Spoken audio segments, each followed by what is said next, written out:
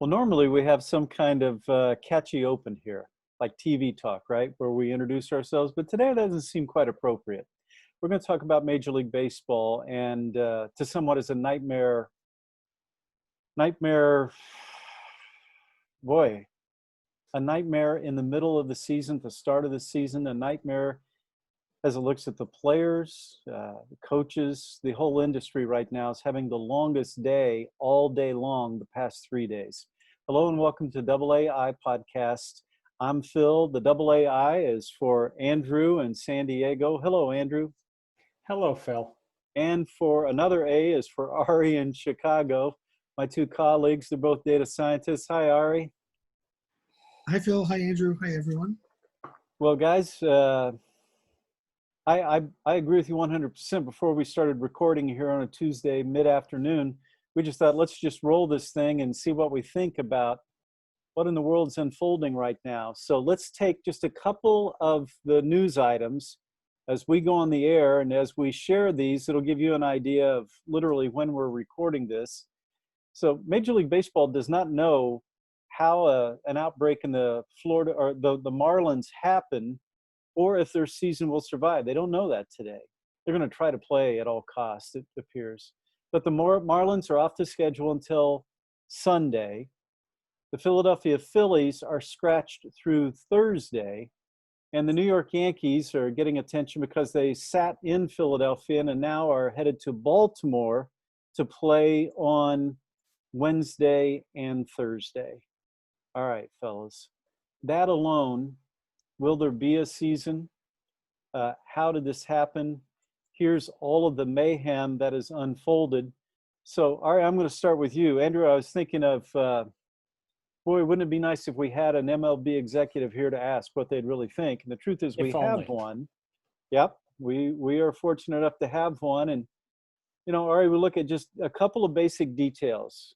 17 members of the Marlins travel party has tested positive. I don't know where else to go from there right now. And that's not even considering that many of them played a game against the Phillies on Sunday. So you're a former executive. Where do you start?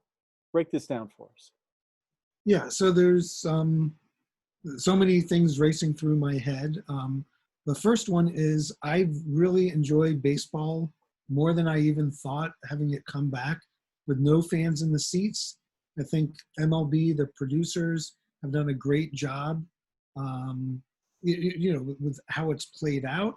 A little bit of noise, but it's exciting ball. The players are making it, good games. Watching Kimbrel walk 3 or 4 batters and hit another to almost flow the game.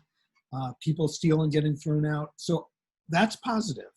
The viewership of the first day was, what was it, like the biggest since a regular season 2011, something like that. So people are into it. That's the positive. Of course, the negative is, the health. And what we've learned from Miami, one is just how quickly it could spread. What is that? Close to half if you include, coaches and other staff members. Roughly that area is tremendous spread very quickly. So that's a major concern. We could talk more about the health. It's not that you have to die. Your athletes. Fred Freeman got very sick and so on. Well, then let's pick up on that. I mean, guys, that's what this is. It's just mayhem right now. And as a mental exercise, it's what is the next priority, but how do we look back and really capture this thing? As we were preparing for this, we started thinking about Rodriguez to the Red Sox. Mm-hmm. So Andrew, you go ahead and tell us. He tested positive. He's out for the season. What did they learn? Well, they reported the enlarged heart in his case, right? And there is some evidence now that may be a side effect of having caught COVID. There is a paper, I don't know if it was published today, but I saw it today discussing this in a small sample size. I think this is the scary thing when we look at these athletes and their health is that, yeah, they're young, they're healthy, they're probably going to survive. But we don't know what the long-term effects are going to be. Grigor Dimitrov, the tennis player who caught COVID during the ill-fated tennis start in Eastern Europe almost a month ago at this point, he's back on the courts. He's testing negative, but he's saying he's still fatigued. He's still struggling. He's still having a hard time. And we just don't know how long that's going to last for these players, or if it's even going to be permanent and potentially shortening careers. Not to mention the coaching staff, right? We know the Nationals who were due to fly down to Miami over the coming weekend, right? Their manager had heart surgery during the off season, right? And so what's the impact there? We know we have a number of cancer survivors in the coaching staff, a wide variety of other things. It's just really scary from a medical perspective because we just don't know enough. Well, and that's what it leads from one thought to the next. And Ari, I started thinking of Didi Gregorius, the Philly shortstop, has chronic kidney disease. He played against guys who may have, by now have tested positive. That's one of the what does it mean when we learn that you can get it by being in the field of competition with someone? What does that mean, Ari? Yeah, we realized just how quickly it could spread. And then when there was that rain delay in the Yankee game, I saw them all going to the clubhouse, and like maybe 4 out of 5 didn't have masks. And I'm thinking, are they just huddling in the clubhouse with or without masks for an hour or more? It was torrential rain before it got called, but it just means that we saw the nightmare scenario with one team, and you can try to improve measures. Don't make it a team vote whether they play or not. Just go on the side of safety and not play. Maybe change the rules where some teams just won't. They may have 10, 15 games fewer than others. Maybe you do it by winning percentage, which I believe has been done in prior seasons when it's been a little uneven. Or maybe if you can't field the team, you forfeit. But maybe winning percentage is more fair. But you expect more of this. 60 games, minus 55 games plus playoffs. Very likely something like this will happen again. So be prepared. Try to get ahead of things instead of being reactionary to it.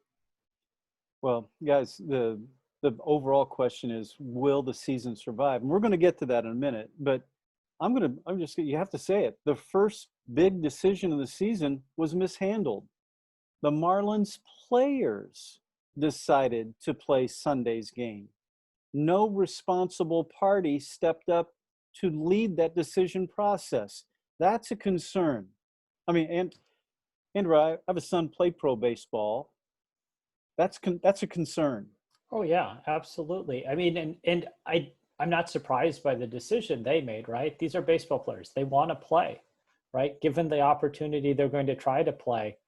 But yeah, I mean, at that point, they thought they had an outbreak, right? It wasn't confirmed. I'm not sure on Sunday. They had a couple positive tests. 4 players. So on Sunday, it was 4 players, which according to the rules of most states is an outbreak. And right, most states would have shut down operations at that point. So yeah, I think this is the thing that surprises me the most is Major League Baseball made a big deal about is it 101-page plan for how they were going to reopen and operate under all of this. And nowhere in that plan was a set of rules for what happened, not if, but when an outbreak occurred, because we were pretty sure we were going to at least have 3 or 4 people in a locker room test positive. I think the other thing that's most disappointing from my perspective is baseball made a big deal that they were going to be able to test and get the results quickly. And wasn't it Sunday, the tests that they were getting back were from Friday, right? We're looking at 2 to 3 days late before we get the information to make decisions. So even though they played Sunday knowing that they had a problem, they also had played Saturday. They just didn't know they yet had a problem. Yeah, and so I think both of those things are surprising to me, that baseball spent a long time trying to do this and failed on what seems like two really important pieces of information or pieces of things of policy they should have had in place. Andrew, you hear these things, and my question was a little bit leading. There's great concern right now. No process has been implemented or followed. Yeah. So if you bump up against, do you shut it down? Do you shut it down? And if so, how do you do that? What do you do if you're one of it just begs so many questions. And again, you've done this. You've spent an adult lifetime in these executive suites, meetings, clubhouses. What are your thoughts about that? Will Major League Baseball survive? Will they finish this season? I honestly don't know, right? There's a lot of challenges. And one of the problems is what baseball's trying to do compared to, we've been talking about European soccer, and all of the leagues have finished at this point. Bundesliga faced exactly this problem. It wasn't the top tier, but it was the second tier team. They had an outbreak on that second tier team, and they quarantined the entire team for 2 weeks. But the difference was they only missed a couple games. They were able to put those games back into the schedule, and there was a low cost, if you will, to quarantining the team. Baseball built no flex into this schedule in an attempt to get everything done. I don't know when those games get made up. And yeah, and Ari talked about maybe we do something on winning percentage. No offense to the Marlins fans, if I was a team in contention that lost 3 or 4 games against the Marlins, whereas my opponents got the benefit of those, I'm going to be very upset if I miss by just a couple percentage points, right? Because I'm going to assume I would have at least won 2 of 3, if not all 3 games. And so I think it just opens up questions. On the other hand, I'm glad I don't have to make this decision, because the fans love this. They want this. I think it still sounds like most of the players want to play. We know the owners want to play. There's huge money at stake. I don't have high confidence. If this happened once, I think this is going to happen again. And I don't know how you continue if this were to happen.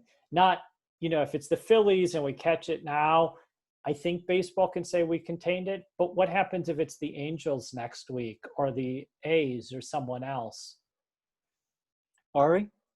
Yeah, all of that. And then, I'm also thinking there's no minor leagues going on right now. Maybe you expand the pool for people, make it more flexible for players to opt out. And, maybe some of the minor leaguers want to come up. I know some of the players who have contacted me trying to, say they think they could pitch or hit right now. But, it'd be an opt-in. And then it's just one of those things. Yeah, it could be situations where all of the Marlins are minor leaguers for a week or 2. That could be the most realistic way to save it. Otherwise, you're going to have, as Andrew said, there's no gaps, no flexibility, maybe a few days for double headers, but not where you're out for a week or 10 or 14 days. Well, guys, there's plenty of meat on the bone to pick here, but we're going to move on only a little bit, because I hope the NBA and NFL are paying attention. We thought they were all paying attention to Bundesliga, but given what has happened here, clearly there were gaps in the way Major League Baseball prepared. But in a way, Andrew, we know that a couple of people are paying attention, because Major League Baseball has already violated the spirit of a couple of business agreements. And this is one of the things we've learned already, is some of the managers have been late to post starting pitching assignments. And while that makes sense in gamesmanship, that does not make good business sense given some of Major League Baseball's recent business relationships, does it? No, absolutely not. I mean, as a fan, as someone who enjoys baseball and who thinks about strategy, let me just start with, I love it. I don't think you should give any more information away than you absolutely have to. And your opponent should be good enough to figure it out and adjust on the fly. On the other hand, and this is the more important thing, there's money at stake now. It isn't the opponents. if I'm the Giants and I'm doing it to the Dodgers and the Dodgers complain, well, it's a competitive issue. But the problem is people are spending real money playing fantasy sports based on that game, or going to Vegas and putting money down based on that game and based on knowing who they think the starting pitcher is going to be. And yeah, we all accept that injuries happen. The guy goes out to warm up and can't go, or he comes in and he's just not ready to go because he did get an illness of some sort. That sort of thing happens, but it can't be an ongoing place, or the gamblers are going to say, I'm just not going to put money down. And so I honestly think from business reasons, Major League Baseball is going to have to say, no, you can't do this. You have to announce this stuff ahead of time. I wouldn't even be surprised to see something closer to what the NFL has historically done, where they kind of classify players as how likely they are to be able to go in the next few days. Again, the NFL does that for admittedly competitive reasons, but let's be perfectly honest, a huge section of the NFL's success over the last decade has been fantasy sports and betting. Yep. And it absolutely plays into the bettor's comfort level in those sports. Well, all right, while we're on NFL, Major League Baseball, the Royals did something we could say is innovative. They have announced that Chiefs Super Bowl winning quarterback Patrick Mahomes is now a member of the Royals ownership group. What's your reaction? Well, I'm close with Mike Matheny, their manager. So it was on the opposing side when I was with the Orioles, and they beat us to get to the World Series when we were very hopeful of doing it ourselves. But yeah, now, I was in Kansas City when we got beat, but, great city, great organization, a little more of the smaller team. But I think this will help them both money-wise to help them get more flexibility in the roster, as well as, fan-wise. These guys are legends in Kansas City. It adds positivity in the neighborhood, in the community. So I think it's super. Well, and we have to say that part of the innovative aspect of it is the Royals have some minority ownership that impacts the community. And I would imagine some other teams would be very envious of what is a really forward-thinking idea by the new ownership group for the Royals and for their management structure. That's a win and a win on and off the field. Yeah, and I should also add the Negro League Museum is right there in Kansas City as well. Fabulous place if you haven't visited. I think they're open in limited capacity, but it's a great central. The Monarchs and others right there. Well, guys, we open with an ominous story, and we're going to close with one regarding Las Vegas and Atlantic City. MGM Resorts facing mass layoffs at the end of August. Wynn Resorts and Tropicana the same. All of the sports and entertainment industry, Andrew, right now has a collective shiver running down their spine over this. Oh, absolutely. I can't say it was entirely unexpected, right? When these people were furloughed, when the casinos shut down, and the hope everyone had at the time was that it would be a short furlough and stuff would get back to normal, but it's just not happening. And while it's sad to see this happen, I don't know what other choices the business would have had. There's no money coming in the door in many of these cases to keep supporting it. And the really scary part is we're going to see this not just in the casino industry, but in other places. We know, right, you live up in LA, not very far from Hollywood, and we know Hollywood productions have been shut down for a long time. There's a lot of people who depend on that industry for their livelihood. And I just don't see it resuming anytime soon. Yeah. Well, look, before we say bye, guys, we want to thank our listeners and the people who listen to the podcast, watch the webcast throughout social media and on YouTube. Because the last couple of weeks, we've had an abnormal spike, and we're not disappointed about that. So to our listeners and viewers, we want to say a big thank you. Thanks for watching us. We'll do this again next week, hopefully a little less ominous, so we can get back to having some fun and go deeper into analytics, because that's what we do. So For my partners, Andrew and Ari, this is Phil. This is AAI, the podcast on analytics in sports. We'll talk to you again next week. Take care.